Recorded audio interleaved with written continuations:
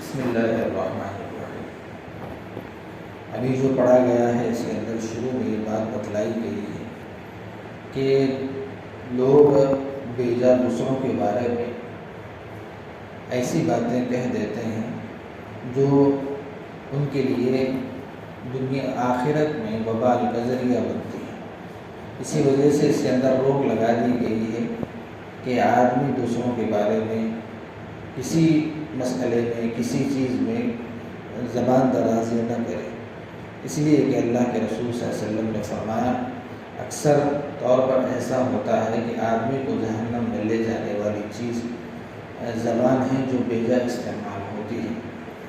اور فرمایا ہاں اگر استعمال کرنا ہو کسی کے بارے میں اگر تذکرہ کرنا ہو تو یہ ہے کہ اگر تمہارے اوپر کسی جگہ کسی کی طرف سے اگر ظلم ہوا ہے تو اس بارے میں کچھ تذکرہ کر سکتے ہیں کہ جس کے ذریعے سے اگر تم کو مدد مل سکتی ہے۔ اس کے بعد پھر یہ فرمایا کہ ہاں اس معاملے میں بھی اگر تم اپنی طرف سے معاف کر دو تو یہ اللہ رب العزت کی طرف سے بہت بڑا کرم اور انعام ہے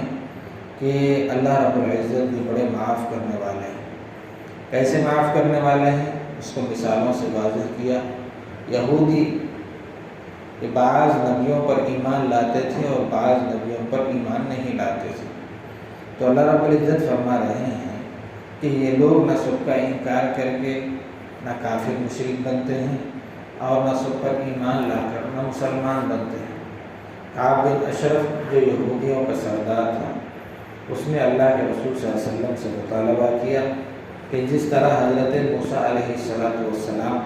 ہمارے پاس اللہ کی جانب سے لکھی ہوئی تختیاں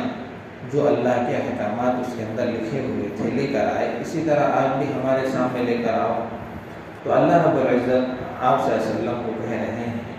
کہ یہ لوگ اس سے بھی زیادہ ہٹ دھرمی اور غلط کام کر چکے ہیں، بلکہ حالانکہ آپ سے پہلے جو نبی آئے ہیں یہ لوگ ان لوگوں نے ان سے اس طرح کا وعدہ کر چکے ہیں۔ حضرت موسیٰ علیہ السلام سے بھی یہ بات کہہ چکے ہیں، اور یہ کہیں کہ حضرت موسیٰ علیہ السلام سے انہوں نے یہ کہا کہ بھئی آپ ہم کو ڈائریکٹ اللہ سے بات کرا دو، حالانکہ اللہ کو اس بات کی قدرت ہے، لیکن یہ لوگ اپنی ضد پر ایسے اڑے ہوئے ہیں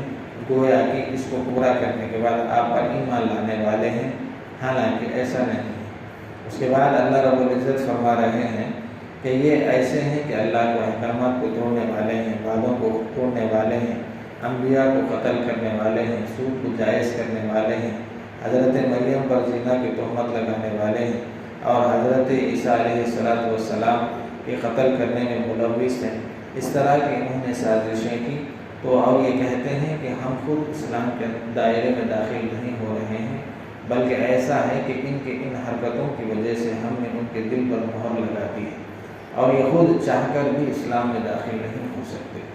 تو زید بن عدی کہتے ہیں، ایک یہودی ہے زید بن عدی، اس نے بھی اس طرح کہا کہ میں تو یہ مانتا ہی نہیں کہ حضرت موسیٰ کے بعد بھی کوئی نبی آیا۔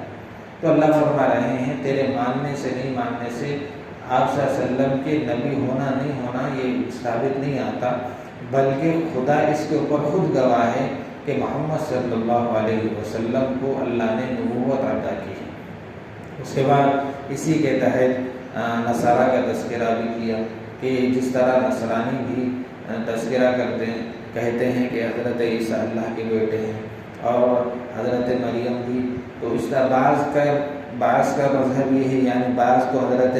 عیسیٰ علیہ السلام کو خدا مانتے ہیں، مریم علیہ السلام کو بھی خدا مانتے ہیں، بعض کو بیٹا مانتے ہیں، بعض کو خدا مانتے ہیں۔ تو اللہ رب العزت فرما رہے ہیں یہودی بھی اس طرح کی حرکتیں کر کے اللہ سے دور اور اللہ کی رحمت سے دور ہوئے ہیں، اور نصرانی بھی کچھ گڑبڑ کر کے اس طرح اللہ سے اور اللہ کے رحمت سے دور ہوئے ہیں۔ حالانکہ یہ ساری چیزیں ہونے کے باوجود بھی اللہ رب العزت ان کو ڈھیل دیا ہے، اور کچھ پکڑ کی ہے دنیا کے اندر، انہوں نے کچھ ایسی حرکتیں کرنے کی وجہ سے ان کو ذلیل و رسوا کیا ہے، آخرت میں تو وہ رسوا ہوں گے، تو معاف کرنے میں بڑا اجر ہے۔ اس طرح کی بات اللہ رب العزت نے مثال دی۔ اس کے بعد یہ فرمایا کلالہ کی ایک مثال دی، اس سے پہلے بھی میراث کے مسائل بیان ہوئے۔ کلالہ کہتے ہیں وہ ایسا آدمی جس کے باپ دادا وغیرہ نہ ہو، اولاد یا پودے وغیرہ نہ ہو، بھائی بہن، اگر ایک بہن ہے تو اس کو آدھا حصہ ملے گا، اور اگر ایک بھائی ہے تو پورا حصہ ملے گا، اور اگر 2 بہنیں یا 2 سے زائد ہیں تو ان کو 2/3 ملے گا، اور اگر بھائی بہن ہوں تو بھائی کو ڈبل ملے گا، بہن کو 1 حصہ ملے گا۔ اس کے بعد فرما رہے ہیں یہ قرآن تمہارے پاس ایک ایسی کھلی ہوئی واضح دلیل ہے کہ جس کا انکار نہیں کیا جا سکتا، حالانکہ تم لوگ انکار کرنے پر تلے ہوئے ہیں۔ اللہ رب العزت اس کی حفاظت کرنے پر مأمور ہے، یعنی اللہ رب العزت اس کی حفاظت کرنے پر ہیں اور خود اس کا ذمہ لیا ہے۔ اس کے اندر واضح دلائل ایسے بیان کیے گئے ہیں کہ جس طرح تم اپنے بیٹوں کو پہچانتے ہو، اپنی بیویوں کو پہچانتے ہو، اسی طرح تم ایسے ان دلائل کو بھی تم نے اپنی کتابوں میں پڑھا ہے اور قرآن میں بھی بتایا۔